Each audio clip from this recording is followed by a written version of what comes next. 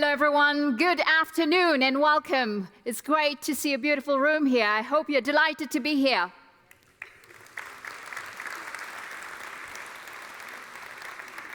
So welcome to the 2024 ITF Summit under the theme, as you've seen everywhere, greening transport.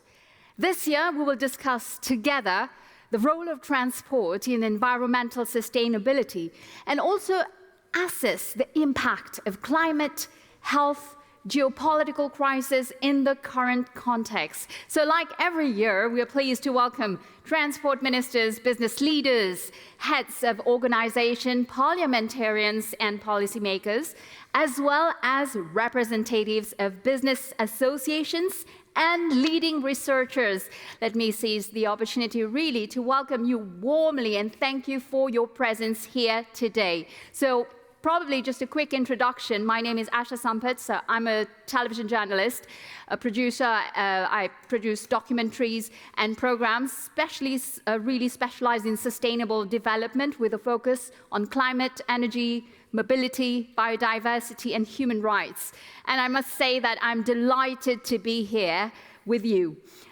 So what's going to happen? Just maybe a quick overview of the opening plenary program this afternoon, which will be in two parts. So we will start by some opening remarks from the ITF president, followed by the ITF Secretary-General, and also we have the minister who is here because I didn't have time to meet you, but I'm happy that you're here. And of course, we will also hear from you. So what are the questions actually that we will address? So we are going to address several questions later on in a panel discussion.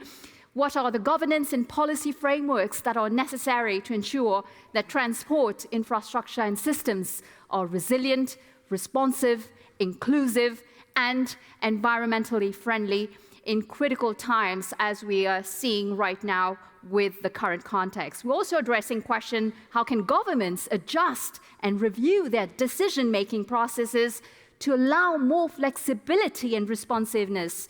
How can multilateral collaboration strengthen investments and policy vectors to deliver net zero infrastructure post-crisis? Of course, I'm not going to read out all the questions, but these are a few themes that we're going to address later on with transport ministers, business leaders, and head of organizations. It will be in the second part. So now I think it's time that we begin this year's edition with some opening remarks.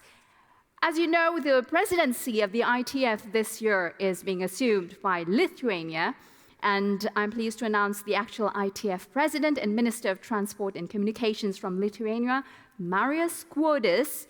But before that, it's time to officially, and maybe, if I may say, visually begin.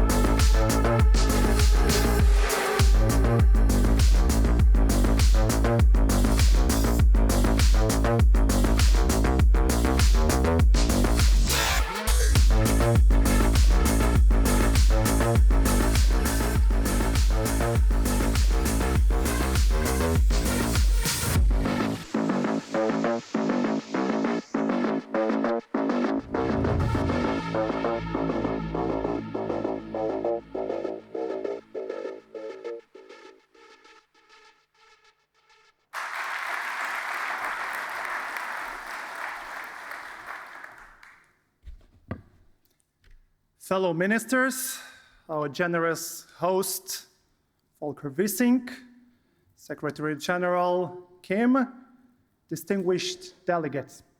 At the beginning of our three-day event, our Transport Davos meeting, let me offer 5 highlights that I wanted to share from a challenging and at the same time rewarding year in the ITF presidency seat. When we took over the ITF presidency here in Leipzig a year ago, we set ourselves ambitious goals. Yet the reality we all face made us all, the ITF community, even more ambitious. First, the ways our global transport system used to work are severely challenged. Some countries want to revert to the old ways of spheres of influence.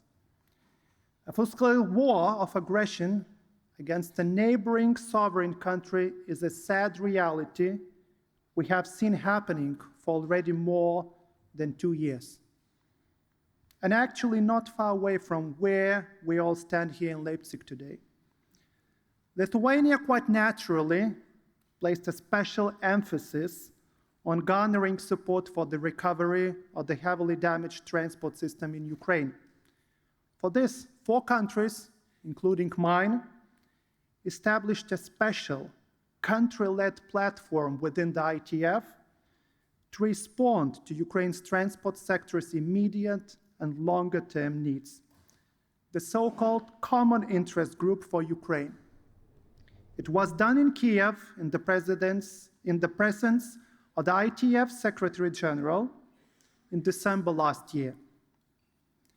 Grave challenges that Ukraine's transport and logistics face were also addressed in the ITF thematic high-level dialogue on Ukraine that took place in Lithuania last month. I hope these initiatives are not just a response to a call of the minute. It is a response to a call from history and will only be continued and strengthened going forward. Secondly, it may seem commonplace, yet transport is the glue of global connectivity. How can we work together to support existing routes and invent new routes and supply chains? How can we work together towards greener, more sustainable, and more innovative ways to shape our transport policies and practice going forward? These are the questions that can only be tackled if we do it together. In Europe, in Asia, in North America, in South America, in Africa. Yet thirdly, we need to always keep a 360-degree perspective. In practice, it means looking beyond one's usual area of interest, caring for countries and regions far away from our home. It is demanding, but rewarding, because the scarcest resource in politics is attention span. No pun intended, but it is quite challenging to stay focused in times of multiple crises. We therefore tried to go the extra mile and show that Lithuania, not a big country in Northeastern Europe, does care about the needs, problems, and challenges countries and regions face farther afield, including in Latin America, Africa, and Asia. I especially applaud the ITF Secretary-General's leadership for organizing regional dialogues.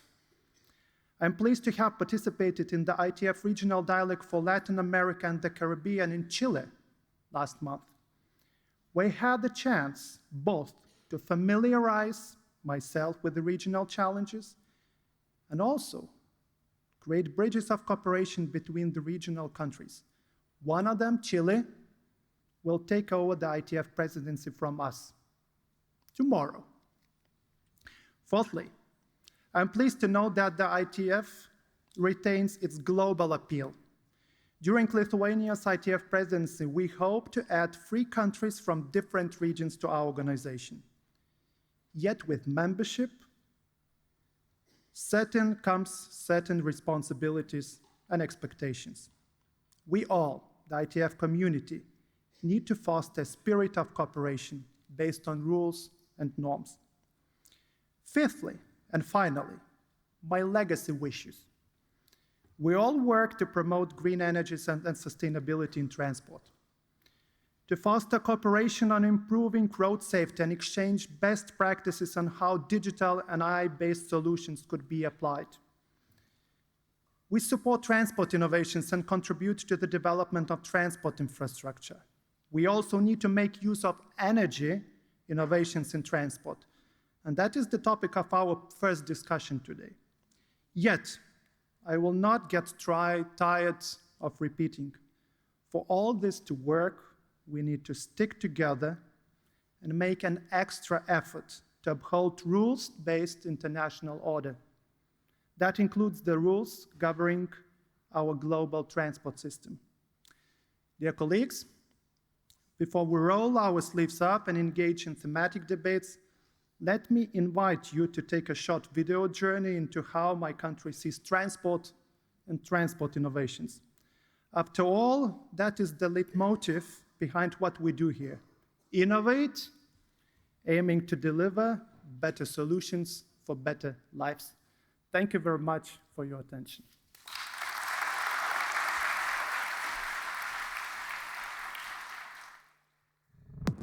Fasten your seatbelts, enjoy the view, and embark on a flight through Lithuania, a country where the transport industry defies its compact size. Cleared for takeoff. Let's go. Starting with a vast road network used by more than 6,000 local logistics companies, transporting over 100 million tons of cargo a year, which seamlessly integrates with an expansive rail system that's directly interlinked with Europe's track. Navigating forward, the intermodal port of Klaipėda, where rails, roads, seaways connect, and up to 70 million tons of cargo can be handled and dispatched to over 70 countries every year. Of course, let's not forget 3 strategically placed airports plus a fleet of more than 200 leased aircraft. And that's just the infrastructure. But the transport sector couldn't generate 13% of GDP without our talent. Tech companies here are at the forefront of innovation, revolutionizing urban transport systems and supplying GPS trackers for 6 continents. And by the way, everything's covered with 5G. In fact, 90% of Lithuania is. On top of it all, we're keeping a steady course on the European Green Deal, electrifying our rail network, investing billions into low-emission trucks, harnessing more energy from renewable sources every day, and much more. Sure, we may be small in size, but it also makes us flexible and fast. Fast in tackling global challenges, flexible in adapting to an ever-changing environment, and of course, confident while rapidly moving forward.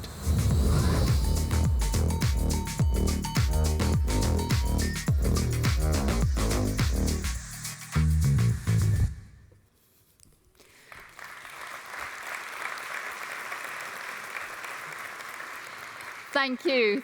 Thank you, Marius Skuodis, for this opening remarks and setting the stage of our 2024 edition. And like I mentioned earlier, it's our great honor to have with us the Federal Minister who is here. Please join me in welcoming Volker Wissing.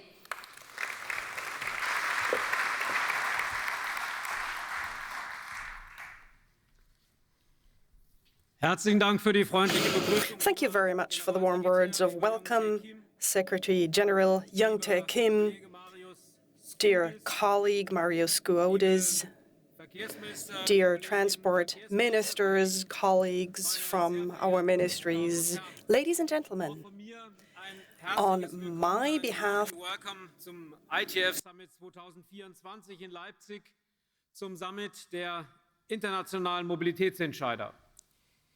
Wir befinden uns gerade in einem wegweisenden Jahr. Wir stehen vor Herausforderungen des Klimawandels. Die Digitalisierung nimmt, gepowert von künstlicher Intelligenz, richtig Fahrt auf. Gleichzeitig haben wir globale Krisen. Den Krieg in der Ukraine, darüber werden wir ja noch gesondert uns austauschen. In diesem Jahr ist außerdem rund die Hälfte der Weltbevölkerung zu Wahlen aufgerufen. and this year more than half of the Der Europäischen Union nation will in den beiden have elections in Europe on 9th of June, in the United States, in the UK, and in some federal states of Germany. The election is so important because they measure the mood in the respective countries and regions. What we see today is that we observe with concern that the political mood is becoming ever more aggressive. There are many unanswered questions that are a lot of stress for society, and at the same time we see that politicians become the victims of attacks. This is a dangerous development if decision makers are attacked, because that also means an attack on our freedom, which is why we stand up for our freedom and do our best to protect them.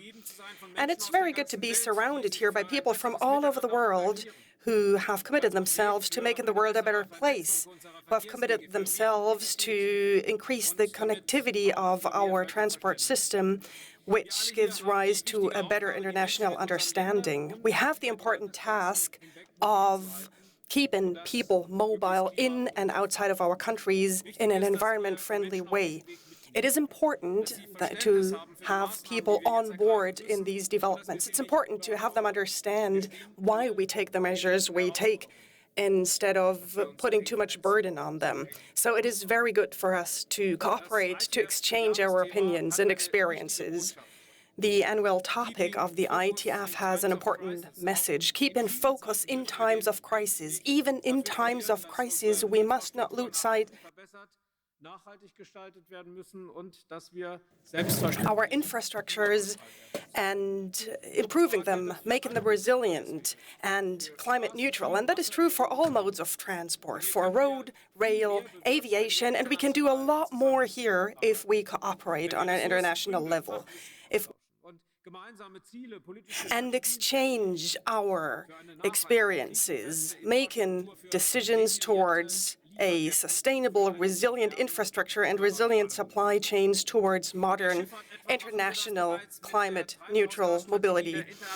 In the maritime sector, we do that already in exchange with the International Maritime Organization, IMO.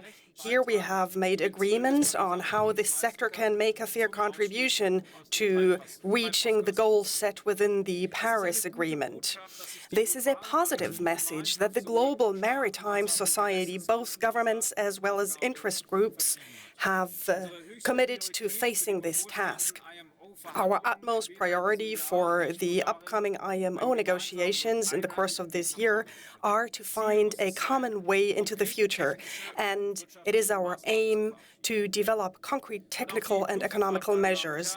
And in aviation, ladies and gentlemen, we will see yet another contribution to climate protection. This sector has to make a contribution, both the companies and the industry as a whole. In the international civil aviation and ICAO, we have agreed on the long-term goal of reducing carbon emissions down to zero until 2050, which is an important agreement. Here it is key to develop sustainable aviation fuels. This is why it is so important that we have Refuel EU, which from next year on will have ambitious goal for blending in SAFs. It's a clear signal, it's a reliable framework for ramping up the market and for making important investment decisions. And, ladies and gentlemen, when talking about sustainable traveling, net zero railway transport plays an important role. In the European Union, we will enable more cross-border ways. We will foster the railway infrastructure, we will make it more digital, and we will expand it wherever possible. And when it comes to traveling individually on the road, there are different approaches. Germany and many other countries already support the development of e-charging stations so as to make sure that those traveling in an electric car can charge their batteries everywhere. And we foster e-fuels, which we need in maritime and aviation, as well as in our passenger cars. 45 million combustion engines in Germany. This is the number we have at the moment.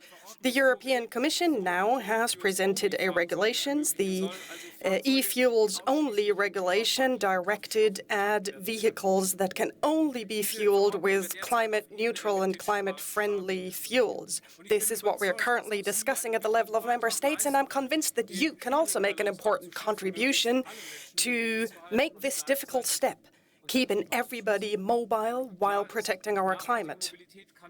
Of course, sustainable mobility is a common effort. The political sector, the economy, the industry, academia, they all have to join forces. Now is the time to make courageous decisions, for example, to invest into the production of sustainable fuels and to create new infrastructures. Ladies and gentlemen, I am very pleased that with the International Transport Forum, we have a cross-country think tank that brings together ministers and decision-makers from all over the world in Leipzig. Here, we have the opportunity to exchange our experiences and opinions. We can learn from one another, and we can develop a common understanding of our world and our mobility of tomorrow and what we can do in order to maintain it in the future. I'm looking forward to our cooperation in the future, and I wish all of us a successful and inspiring ITF Summit 2024. A warm welcome to Leipzig.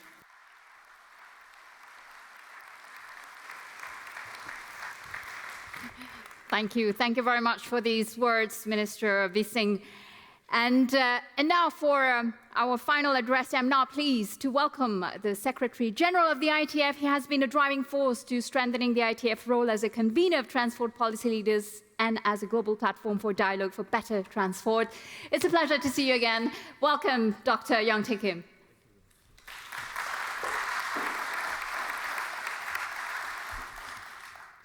Mr. President, Minister Skuodis, Federal Minister Wissing, ministers, colleagues, friends. I'm very delighted to see so many of you here today at the summit of the International Transport Forum in Leipzig. Our latest figures indicate over 1,200 delegates and 55 ministers and vice ministers, and 12 heads of international organizations are here in Leipzig to spend 3 days together to share, listen, and learn, to shape a better transport future. Your presence here today confirms the importance of the summit and the raison d'être of the International Transport Forum, global dialogue for better transport. My sincerest gratitude goes to Lithuania and Minister Skuodis personally. And the Lithuanian Presidency has offered tremendous support and guided us through another challenging year. And Minister, your keen understanding of the ITF's unique geopolitical sensitivities has allowed us to move ahead and support member countries in need. You have worked to improve the functioning of the ITF and acted as a true ambassador for the ITF globally. As in past years, our host country, Germany, has held out a hand of welcome and support for which we are deeply grateful. The Minister Wissing, the ITF thanks you for Germany's outstanding generosity and commitment. To support our sponsors make it possible for us to bring the summit to our members, thanks to our regional partner Saxony, the International Road Transport Union, Autocrypt, and Nextbike. Thank you all so much. As we meet here today, the world is facing what can be described as a polycrisis. In other words, a situation with multiple simultaneous disruptions that interact and can quickly spill over from one area to another. The first, there are disruptions caused by conflict. We are all, in some form or another, affected by the war in Ukraine and other geopolitical tensions around the world. Conflict causes immense human suffering and the destruction of infrastructure, but also severely disrupts regional and global transport flows. Secondly, we see that local events, for example, shipping disruptions in the Red Sea, have huge impact on global supply chains. And third, let's not forget pandemics. We all vividly remember the disruptions caused by COVID-19. And it requires exceptional efforts to adapt. But have we sufficiently learned our lessons? Are we prepared in case the next pandemic strikes? But all these disruptions occur within the wider context of climate change. As the sector with the highest reliance on fossil fuels among all end-user sectors, Transport decarbonization is a vital pillar of the Paris Agreement. The increased profile of transport policy in the international arena, including the UN COP climate negotiations, is a good starting point. But greening transport in a polycrisis requires more than simply reducing emissions. Last year, we set ourselves a vision of a world connected by transport systems that enable our economies to function sustainably. The message has never been clearer. We must act now and keep our focus on the existential threat of global warming. The transport sector has a huge responsibility to move toward zero emissions. At the same time, it will need to adapt to the extreme weather events that will hit transport systems. A common feature in all this is uncertainty. More than ever, transport policies need to inform and manage these uncertainties. Policies must increase the capacity to resist, adapt, and recover when disruptions take place. How we adapt to disruptions is just as important as how we prepare for them. Both adaptation and mitigation will be part of our new normal. In this period of rapid transition, equity must be at the heart of our policies. Policies towards a mobility system that leaves no citizen behind. This is central to the work the ITF is also doing today. And now is the time to tip these scales towards a truly sustainable future. The present disruptions pose great challenges. My hope is that over the coming 3 days, we can examine the transport sector's role in environmental sustainability and assess the impact of climate, health, and geopolitical crises. We must maintain a long-term policy focus, leveraging opportunities such as cleaner and automated vehicles and digital innovation to promote a greener and more resilient transport sector. There are not only challenges, but also opportunities. We have the knowledge and we have the tools. Artificial intelligence, for example, has huge potential. It can enable more predictive infrastructure, maintenance, and better forecasting of climate hazards. At the same time, AI also brings risks, for example, to privacy and cybersecurity. By sharing our global experiences, we can develop new solutions to new and existing challenges. Innovative thinking about our shared future will help us find the fine balance we need. A balance between emissions reductions and equity. A balance between innovation and security. A balance between mobility and privacy. Together, we can find it. Just as the planting of one seed is needed to create a beautiful, flourishing garden, your attendance at the 2024 summit is just the first step in a journey that will last longer than 3 days.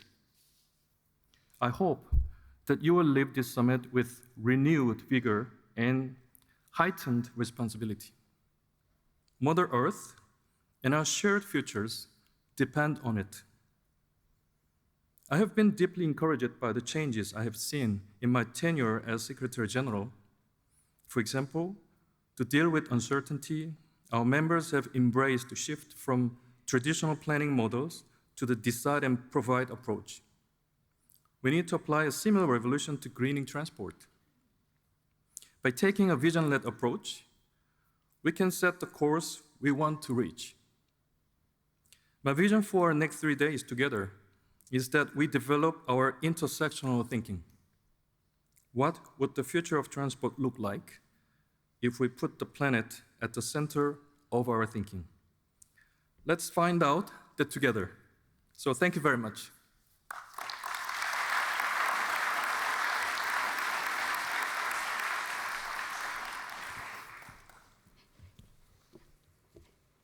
Thank you very much, Secretary-General, for these words. And this quite nicely set the stage for our next discussion. So let's now move to the discussion part. So we're going to focus on the future of transport and more precisely how transport can act as an enabler of sustainable economies and even peace building and stability in times of crisis. Just to put the context, it has been said in the introductions earlier, but we know that the sector is undergoing significant changes. Collective efforts are needed to reduce greenhouse gas emissions, combat climate change, transition to cleaner, more sustainable energy sources, build resiliency, and fight inequality. So, how do we, as governments, private sector, civil society, develop adapted policies, but also bring relevant solutions to address imminent disruptions in the sector, while keeping the focus, of course, on long-term sustainability goals? This is actually what we hope to cover during the next discussion. As you can see, the stage is being set. So joining me soon on stage, I will have a couple of people, brilliant people, who have come all the way here to discuss these different themes together. But probably I will take a few seconds to introduce all of them. So we will have again on stage the ITF President, Minister of Transport and Communications, Lithuania, Marius Skuodis, the Minister of Transport and Infrastructure, Turkey, Abdulkadir Uraloğlu, Mohammed Abdeljalil, Minister of Transport and Logistics of Morocco, Óscar Puente Santiago, Minister for Transport and Sustainable Mobility, Spain. We have the Deputy Secretary of Transportation from the US, Trottenberg, the Vice Minister of Transport, China, Yang Li, Tatiana, Molcean, Executive Secretary of the United Nations Economic Commission for Europe, Julian Simpson, President and CEO of World Travel and Tourism Council, Emma Delaney, Executive Vice President, Customers and Products, BP, and last but not least, Umberto de Pretto, Secretary-General for the International Road Transport Union. So as you can see, it's a huge panel. We're going to cover a lot of themes. So if you can join me to warmly welcome all of them on stage, please join me here.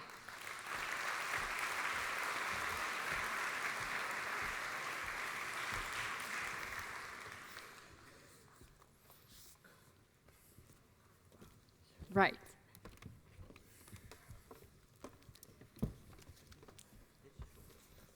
Fantastic. Thank you for joining. Thank you very much. Just everybody has a seat. Brilliant, brilliant. So let me probably just say a big thank you to all of you for being here. It's quite a big panel, quite impressive, though I don't know how you see it from there, but from here also. Before we dive in, because I think we have lots of very critical topic to cover. We've heard your introduction and introduction of the Secretary-General and the Federal Minister. But before we dive in, maybe I would like to turn to the US maybe just for a quick update, because I know there are lots going on right now in the US when it comes to infrastructure. If I may, Polly, there's the Bipartisan Infrastructure Law and Inflation Reduction Act, and then I know that the US is making historic infrastructure and climate investments designed to address societal needs. So I know that you want to elaborate a little bit, probably on the status of their implementation, also the governance and policy frameworks that are necessary to ensure the topic we're mentioning, resilient and inclusive transportation systems. Quick update. Yes, thank you, Asha. First of all, thank you to the ITF and our gracious German host. It's wonderful to be here, and this is a topic near and dear to the heart of my administration. As you mentioned, we are investing an unprecedented amount of resources, $1.2 trillion, with a large amount of those dollars going into sustainable transportation. We're focusing on investing in unprecedented historical investments in transit and rail, something the United States has traditionally not invested in nearly at the level of Europe and Asia. We're building out a national EV charging network. We're also tackling land use and decarbonization of our transportation processes. So it is a very comprehensive approach. We're working hand in hand with our states and our local governments, as well as a lot of private sector innovation. And for the United States, this is a real sea change in transportation policy. We are 3 years into the bipartisan infrastructure law. already starting to show some results, and looking forward to proving in our country, in our political system, that these dollars are going to really transform the transportation experience for Americans and their communities. Oh, thank you, Polly, for that update. And maybe, if I can relate, maybe your neighbor next to you, the Minister of Transport of Turkey, Abdulkadir, Uraloğlu.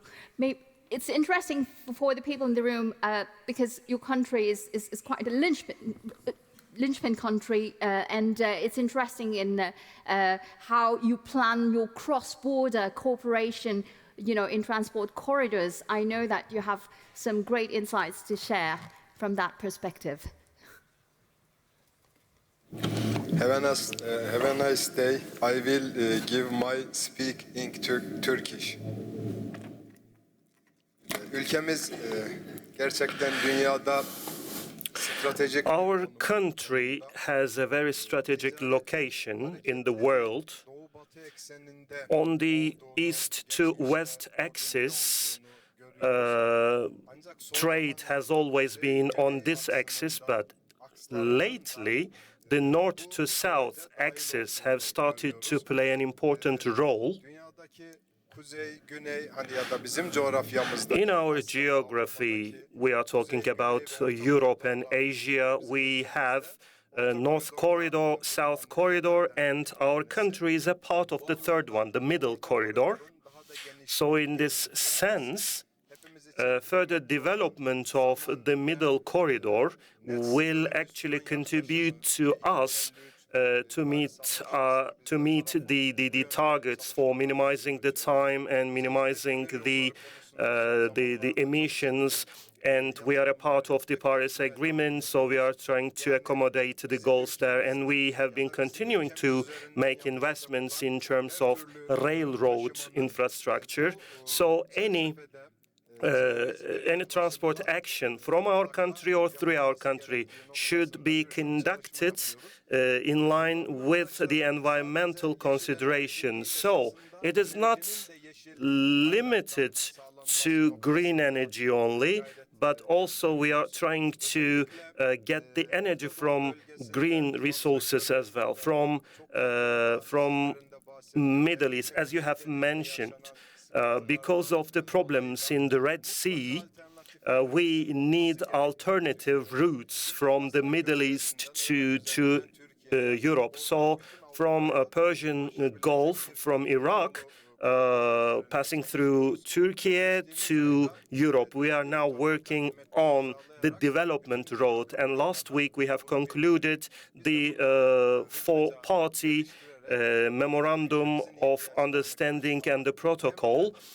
We want to accommodate the needs of our country, and also we need to collaborate with our neighboring countries. And there is one last point I would like to say.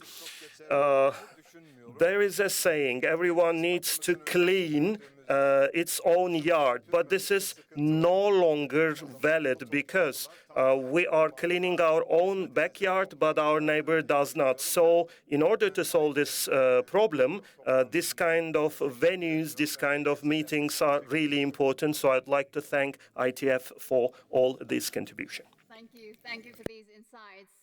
And of course, we hear what the Minister just mentioned. It's speaking about collaboration and also working together. We'll get to that topic of collaboration, but I would like probably to turn to Minister Abdeljalil. What are the governance and policy frameworks that are necessary from your perspective to ensure that transport infrastructure systems are resilient, responsive, inclusive, and also environmentally friendly? And feel free to also react on the comments if you feel. Thank you so much. Thank you for the question. To ensure that these infrastructures and systems are resilient, responsive, inclusive, and environmentally friendly in critical times, I think that it's of utmost importance to promote the principle of solidarity when it comes to policy frameworks. First of all, because the planet warming is a global problem affected by transport infrastructures and systems wherever they are located. Secondly, because these systems are already strongly interconnected and this will tend to continue and probably accelerate in the future. Think about the Red Sea crisis or the Panama Canal drought-related problems and how it affects everyone. Mm-hmm. This is why we believe that promoting solidarity in transport policies can help overcome critical times and make transport infrastructure and systems more resilient, responsive, inclusive, and environmentally friendly. And if I may, as an example of this solidarity in transport system, during his speech for the Green March anniversary last November, His Majesty Mohammed VI, King of Morocco, suggested to launch an international initiative to enable the Sahel countries to have access to the Atlantic Ocean in order to help them tackling the problems and difficulties they were facing. And as part of this initiative, Morocco is willing to put its roads, port, and rail infrastructures at the disposal of these sister countries, since Morocco believes that such an initiative will bring about a fundamental transformation not only in the economics of these countries, but also in the entire region. Solidarity is indeed not charity. From another point of view, this international initiative suggested by His Majesty inspired me an answer to the second aspect of your question related to governance and how it can help overcome crises. I believe we all need to strengthen global governance and multilateral collaboration in a way that acknowledges the interests of all countries, small or large, developed or developing. Morocco is committed to this and proves it at every occasion by supporting COP's dialogue and conclusions, for instance, by supporting ICAO and IMO initiatives aiming to standardize transport systems for a better planet, or by supporting ITF initiatives for the same purpose. Thank you. Thank you for these insights. And it's interesting to see a little bit the insights coming up from this. Speaking of solidarity, we spoke about collaboration, and we were going to dive on that later on. Maybe Óscar, we also have. I can't see you; you're hidden, but you. The same question goes to you. From your perspective, and how do we build this responsive, inclusive, and environmental friendly system in critical times? What would be your take? Well, thank you so much, and I have to say that this is a big honor, a huge honor for me to be the first Spanish minister to participate in this international forum. And as the president of the ITF already said, we are here to share, to learn and to listen. In Spain, we have a lot to learn and to listen, but we have something else to share, and I'll try to share this afternoon with you. The terms of this debate, long-term strategy and short-term decisions, I think that we have some good examples in Spain about this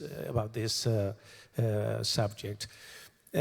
We have a high-speed railway network that started as a short-term goal and then finished as a long-term strategy.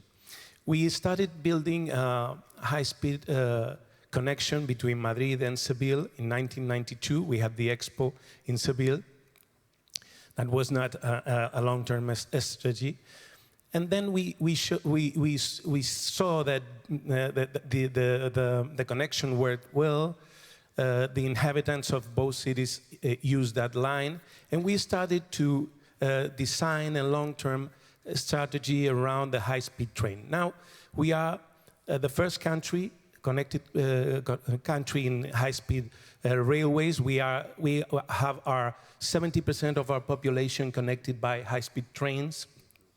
I'm looking to the USA representative, which maybe is interested in this. We are now building the rest of the railway network, and in 2030 we will have all our population connected by high-speed train, 95%. we are now the first country in the world. Only China has more kilometers of high-speed train. When I say that is that Spain has shown that a country can change from being the third world in communications, in transport, to be the first. And you need, of course, you need commitment. We had big investments, public investments during 40 years, but we also have a good compromise between public and private sector. That's so important. The leading role of our strategy is public. We have 2 public companies that play that leading role, but also we have very good private companies, private sector, construction, electrification, that help us to achieve this goal. And now many countries come to Spain and ask Spain, how did we do that? It's difficult and simple at the same time. We managed to achieve a good relation between cost and benefit. And that's something that we must have present when we are talking about transport and changing and transforming the transport sector in the world. We have to manage the balance between cost and benefit. Thank you. Thank you. Thank you for sharing. So a good balance between cost and benefit, and maybe you can continue the discussion after. I think Polly seems to be also quite looking forward to that. We certainly appreciate, we have a lot to learn from our European and Asian colleagues about high-speed rail. We are finally starting to get into that during this administration, and actually got to spend some time with our colleagues yesterday at Deutsche Bahn to see what's happening here. So thank you for the offer. We will take you up on that. Fantastic, thank you. Thank you. And let me now turn to my neighbor on my left, so the Vice Minister of Transport of China, Minister Li. My question is very related to, COVID, the vulnerability, that has been exposed with the pandemic within the transport systems. And I know that you have valuable experiences that you can share. So what can China share to enhance its resilience in the post-pandemic era? Thank you, Aisha. In terms of the resilience of the supply chain, I would like to share our experience with all of us. I think 3 points are very important. First point is to keep the investment. Во-первых, продолжать инвестировать в инфраструктуру, чтобы сохранять связи. Как, например, на сегодняшний день вы знаете, если сравнить Китай и Европу, есть примерно 370 миллионов тонн грузов, которые поставляются, и нужно сохранять коннективность. Ведь есть 4 основных коридора. Первый из них — это морской судоходный коридор. Мы очень много импортируем в импорт. Это очень большой объем, и поэтому мы... The second is railway.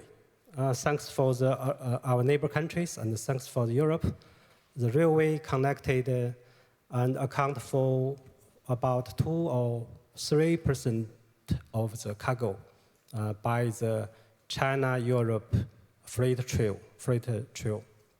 And the third, of course, is air cargo. And the last is road connectivity. The second point I think I would like to share is keep the soft connectivity, keep the cooperation in the regulation and the standard. Thanks for the containerization and the barcodization and the digitalization. We have the same standard between the China and Europe and other countries. And so the multimodal and comprehensive transport can be available. The last but the least is the international cooperation. Thanks for the UNECE and thanks for the IRU, we have the tier convention, and we have, because of the so many useful platform, we can talk each other, discuss each other for the resilient of the supply chain. And for China, last year I hosted the first Global Sustainable Transport Forum, and this year I would like to host the second forum.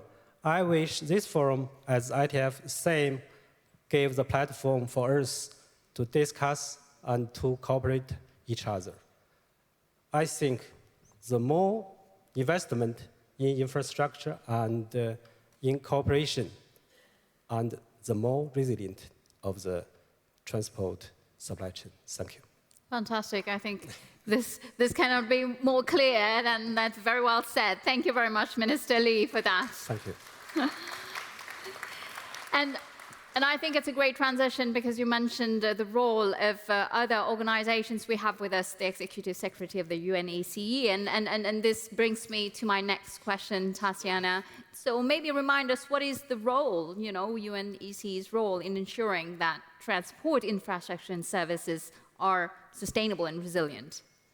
Thank you. Well, my team wanted me to talk about all UNECE activities when it comes to facilitating resilient, inclusive and sustainable transport. I think that's challenging to do so in 2 minutes. Let me just say that I'm really, UNECE, my organization, really has a long history of developing legal instruments which form a blueprint of rules, guidelines, regulations and practices in this area. And I can proudly say that as of today, we have 151 member states that apply more than 60 UN legal instruments in the transport sector. And they're covering all range of the subject, all of them linked to resilience and sustainability, road safety. Also when it comes to transport of dangerous goods, for example, vehicle regulations, like the transport infrastructure and border crossing facilitations like the TIR Convention. And we've been doing this for over 75 years, so developing these regulations. But what I want to say is that many of the crises that have been affecting our world have driven really the agenda, or pushed the agenda in many cases. We have talked a lot in the morning about climate change, and we have seen how understanding the impact of climate change has driven us to adopt new regulation and new standards when it comes, for example, to cleaner vehicles technologies, for example. Also, intelligent transport system for the decarbonization. COVID-19, which was mentioned, the pandemic, we have seen how it has disrupted really the supply chains. And at UNECE, we have developed new type of instruments. It's not that the ones previously existing are not working. We are basically now working on digitalizing. So e-TIR, ECMR, this is the key aspect. And one last point is another crisis that is affecting, well, not only UNECE region, but I say globally, is the wars that we have in the region. We need to invest a lot in corridors, in transport corridors. If we don't have viable alternatives and long-term with the necessary, not only infrastructure, but arrangement, facilities in place, it won't be happening. So investing also in corridors, digitalizing the procedure. This is one area where UNECE is also working a lot now. Well, thank you for sharing. Thank you, Tatiana. And of course, we have the private sector with us here, and we have Emma from BP, who is here with us. Thanks for joining. And you are a little bit the lone industry voice in this session. And I would like to say, as a major energy player, how do you see things really playing out clearly when it comes to energy transition and in different markets around the world? What progress do you see? What can you share? Well, thank you very much for inviting me to be part of this esteemed panel today. And much of what you have already discussed and commented on is something that we think a lot about at BP. And when I think about the energy transition, this conference and this coming together is so important because more than half of the world's oil production ends up in the transport sector. So if we want to get after decarbonization, transport's a really important sector. And as industry, BP operates in about 60 countries worldwide. And of course, we see the transport sector and the transition is happening at very different pace in different places. And our job is to respond to our customers' needs and to government requirements where we work. And so as I think about the topic, the greening of transport, I think the two big things that come to mind are, first of all, industry. And as industry players, we need to work on parallel tracking multiple solutions to this complex challenge of the energy transition. So as BP, we're investing in EV infrastructure rollout, fast and ultra-fast charging, because we understand the journeys that people make. And our customers tell us that when they're outside the home, they want to have fast and ultra-fast charging. They want to be in and out in 15 minutes. So I think this working on EV charging, working on biofuels, because biofuels is a solution for both road and some of the panel members I was chatting to earlier, talking about sustainable aviation fuel and a critical solver for aviation as we work on decarbonization. And I think the big thing, the second big thing, is fora like this actually coming together, because this challenge, I think, is going to demand cooperation between people who are not necessarily used to working together. Right. From policymakers to OEMs, the original equipment manufacturers, to the energy players, to the airlines, to fleet customers, to the grids, the electricity grids. So a really different type of cooperation than we're used to. Local, national, energy, transport. So I think the challenge is ahead of us. I'm really looking forward to it. And we really, really, as industry, appreciate being able to be part of the dialogue. So again, a huge thank you to be part of the panel today. Thank you. And let me turn to your neighbor, the IRU. So Umberto, maybe we'll focus on decarbonization, looking also at the clock just to move on the topics. So when we speak about decarbonizing transport, I think the focus is how do we do that without losing resilience? Yeah, that's a key question. It's a key question, and if you think about it, you know, what is paramount? Is it resilience? Is it decarbonization? Well, the political answer is both are important and both must be done. But imagine this scenario where you have completely clean vehicles, but then there's no resilience. So when help is needed, this is not an inconvenience, it's a catastrophe. So we have to make sure that we are resilient. And we have to also make sure that we don't create another add to the poly-crises that were mentioned by young Tae Kim, by creating another crisis by decarbonizing. Yes, we can decarbonize. It can be done. It will be difficult, but it's not impossible. And the only way to do it is to be pragmatic. Pragmatic in the sense that we then don't create further instabilities, and we maintain our resilience by being pragmatic. And to achieve that, the RU has created what we call the Green Compact. And how do we become carbon neutral by 2050? Well, it's a two-pronged approach. Firstly, we say, what can we do in terms of improving our efficiency? And by nature, road transport companies and all transport companies aim for efficiency. And then the other, let's say, more sexy part is how do we then move towards alternative fuels, all the fuels that have been cited in earlier discussions. But the efficiency part, and this is the part I want to emphasize, is what we can do now. Of course, we have to, between now and 2050, work on the alternative fuels, but we have to focus on the efficiency measures we can take now. I was extremely frustrated at COP28. A lot of talk, oh, we need to do this. Yeah, okay, but we can do something now. For example, in our industry, if we were to train our drivers, and if there are funds available, please help us make certain that everybody trains their drivers, so we can reduce our emissions by 15%, irrespective of the age of the vehicle. So even an old vehicle, you train somebody, and all of a sudden you have 15% less emissions. So already you have a 15% reduction.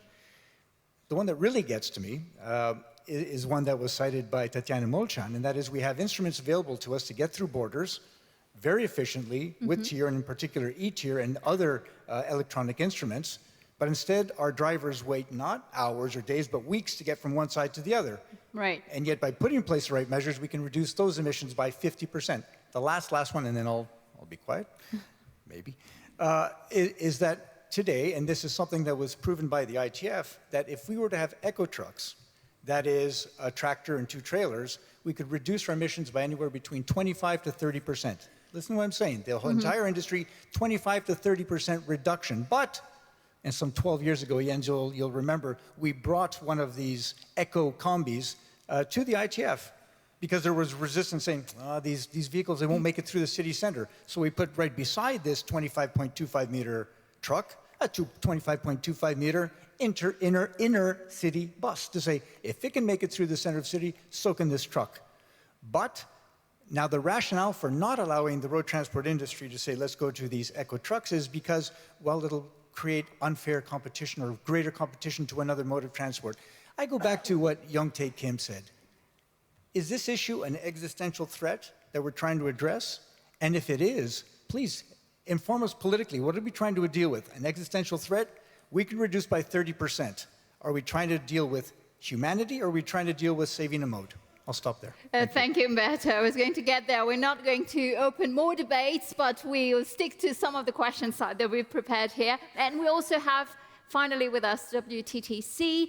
And I think it's interesting because Julia, you're the President CEO of the WTTC, the World Travel and Tourism Council, and it's interesting to see what's also happening in this sector. So how is, the question was, how is transport an enabler of sustainable economies and even peace and bringing stability? Maybe from your perspective in the tourism sector, what are you seeing and what can you bring to the table? Well, first of all, thank you very much, ITF and Dr. Kim, for inviting the World Travel and Tourism Council. We're slightly outliers here, and thank you very much to our host for hosting today. It's really, really interesting because when I listen to the speakers today, when I think of President Xi in China making one phrase talking about green mountains and blue waters, that is where you need that kind of pan-leadership. Everything that our minister from Spain has been talking to us about, you know, actually having a blank sheet of paper and having that vision. It's where I represent the private sector, 200 of the top CEOs in travel and tourism globally, the Marius, the Jingjiangs, Carnivals, MSC, really, really big organizations. We are completely dependent on transport. Mm-hmm. What is interesting about our sector is we create $1 in $10 on this planet and 1 in 10 jobs on this planet. And that's what when we talk about sustainability, we are bringing real wealth and real jobs. This year, we're going to break all records, creating over $11 trillion. The biggest market is the US. China is one of the other really, really big markets. But very interestingly, places like Italy and Turkey and France are very, very fast runners-up. So those jobs, 348 million jobs this year, that's bigger than the population of the US are employed in travel and tourism. And yes, we give jobs to engineers, senior finance people, but we also, as an employer, we employ a bigger proportion of women often in poor countries, women who will be given the opportunity to exit an informal economy and start paying taxes and being supported. And we also employ more young people globally. So it's really important. And one final point is really about the soft power of travel and tourism. I've just been in the Ukraine. I got back on Saturday. And I think they would like, I was at a tourism and transport conference there, and they would like to extend the warm wishes to so many of you who have spoken about the Ukraine war. Currently, there is no airspace operational, of course, and they are totally reliant on trains.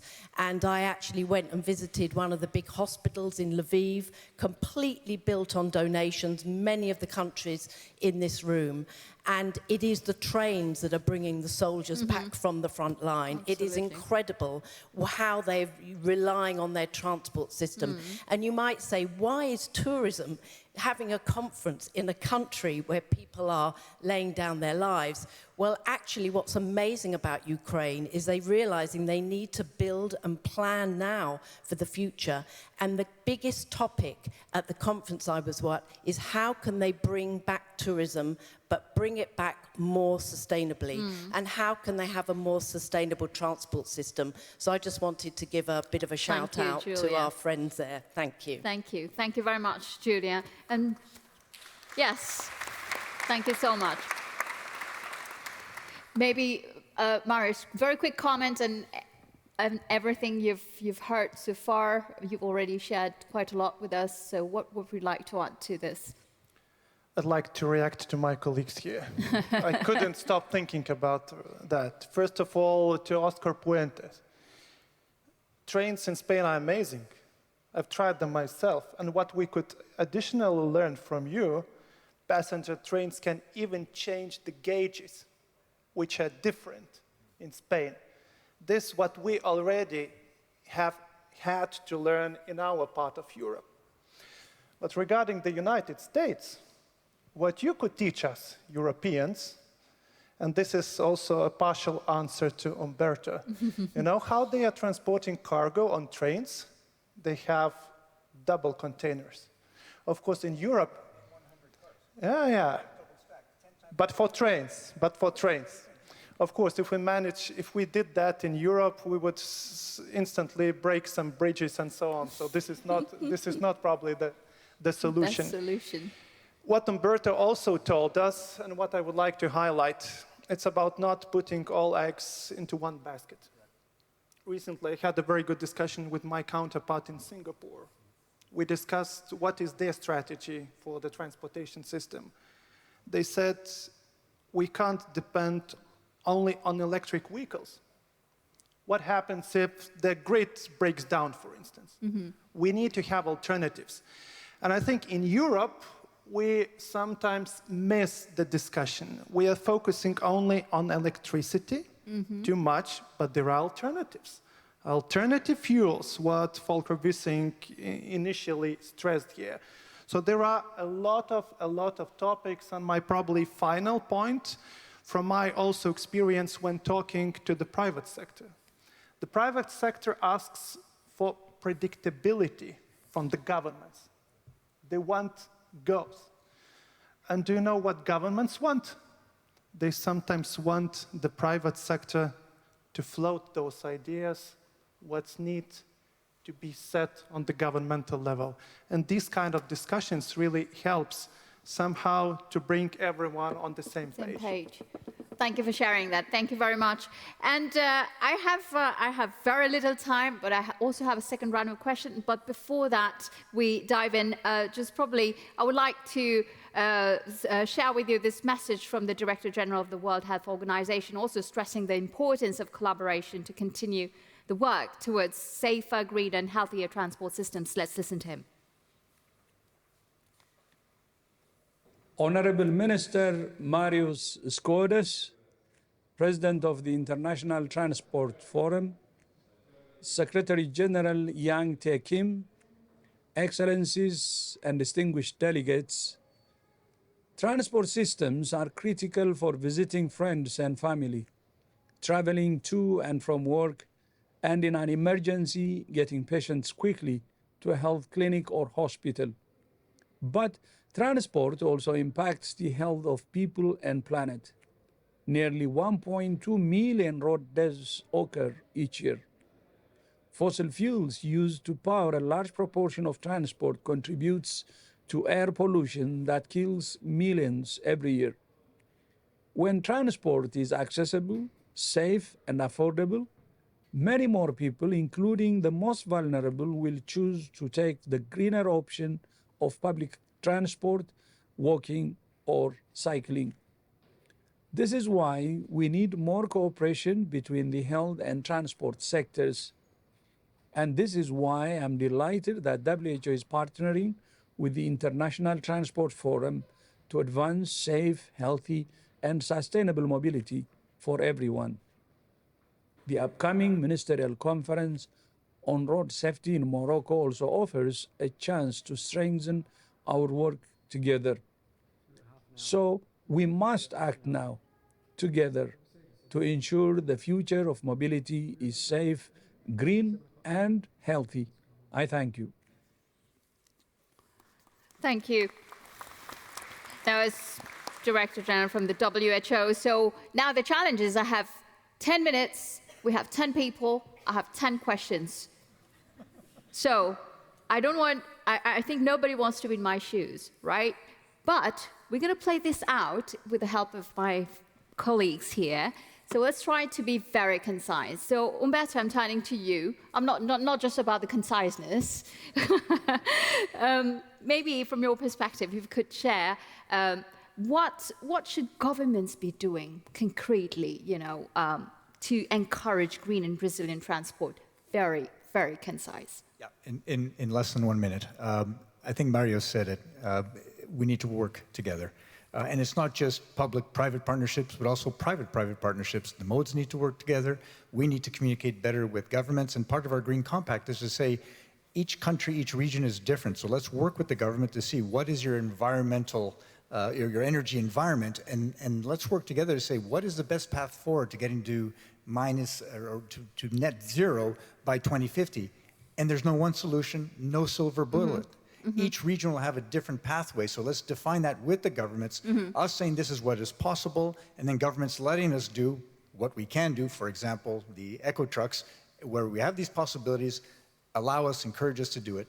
One last comment, the private sector wants efficiency. Efficiency equals sustainability, sustainability equals profitability. We're in business to make money, all right?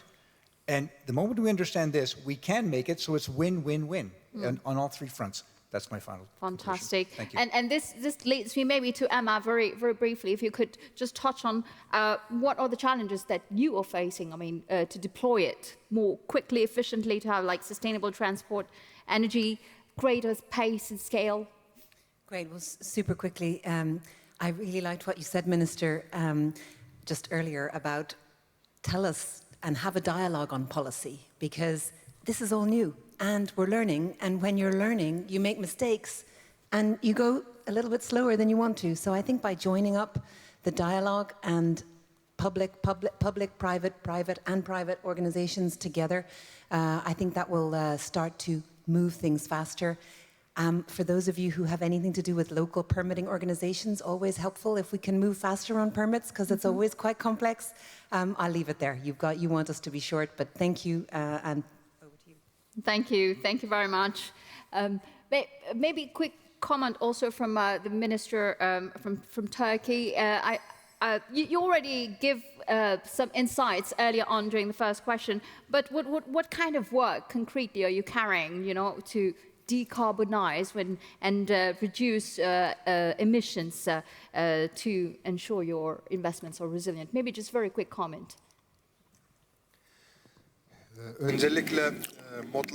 First of all, intermodal transport should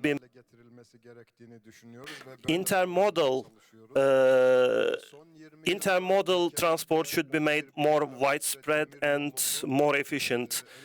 In the last years, 11,000 kilometers railway has been renewed and signalization was conducted. We have produced high-speed train networks in our country, and approximately 24,000 kilometer double roads, double platforms, which really helped us decrease the road accidents and the emission. In our country, we have 57 airports with green airport certification, and we are the first runner-up in the world in this. And also, we are manufacturing our own electric train in our country, and we are using them. And also an electric car, we have produced one and we are using it. And especially in order to avoid carbon emission in maritime industry, we are doing our best. We ranked the 7th in the world in terms of shipbuilding. Therefore, we are making investments in order to build big ships with little energy. I think this is the end of my first minute, and thank you so much. Thank you very much. Thank you.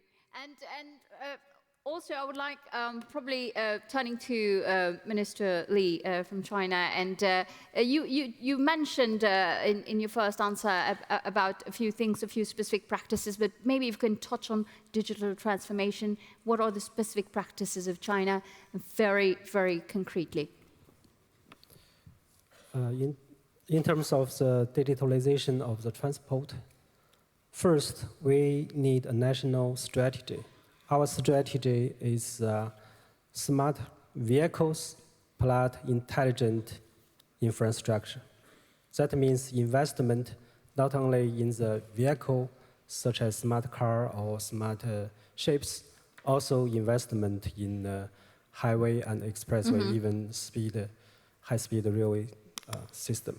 The second and the last is we need to create more application scenario, such as smart and intelligent automatic container terminal. If you have time, you can visit many Chinese ports. You can find many application of the scenario of the digital. But, however, I think we face the question and the problem is cyber security. How to keep the right direction of the AI like that. I think we need ITF communicated to work each other, cooperate each other to keep the right direction of the digitalization. Thank you. Well, thank you, Minister Lee. Thank you. And maybe Óscar, this one on you. Could you probably, from your experience and perspective, share how governments can really be, adjust and review their decision-making process to be more flexible? Well, let me say one thing about my experience, because I was mayor. Before being minister, I was the mayor of a medium-sized city, a Spanish city called Valladolid, best wine place in the world. Apologize the French people in the room. And in a city like Valladolid, for example, 20% of the people who drives a car just to go 1 kilometer away. I repeat, 20%, 1,000 meters. Why is this happening? This is happening because using cars in our cities, most of our cities, is still too comfortable. So when we talk about taking decisions, smart decision, the smartest decision we can take in the urban areas is a smart distribution of space. 75% of the space belong to the cars. And I say belong because they took the space during decades without easily, without rules. And now if we want to recover those space to the pedestrians, cyclists, and public transport, we have to make rules, we have to make plans, we have to set up low emission areas. So we should distribute the urban space in a different way. It's cheap, it's quick, it's easy, but we have to be brave to do it. Well, so I think the message is clear, loud and clear. All right, we are running a little bit late. Before we wrap up this panel, I still want to very briefly hear from Polly, Tatiana, and Julia, and also Minister. We didn't have time to speak, but very briefly, what would you say, your final remarks that you want people to walk away with in 2 words? I want to take the question about the role of government, and I think certainly speaking in the American context, it is to provide leadership and vision, it is to provide resources, and understanding that the private sector wants to make a profit. I think for government, our role is to make sure that we're protecting the public, particularly in the American context, that we're focusing on equity, that we're making sure that communities that do not always have a seat at the table are part of our transportation process. I, too, was a local official in New York City and appreciate my colleague from Spain. That can often mean projects on the ground that are popular, affordable, and nimble. And that's certainly what we want to do in the American context. I will thank you for mentioning our freight rail system.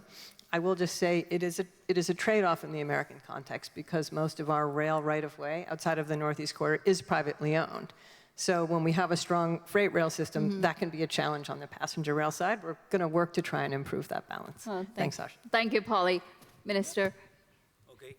Very quickly, 6.8 million inhabitants are living in developing countries, and they need huge investment to achieve net zero infrastructures or to have the infrastructures.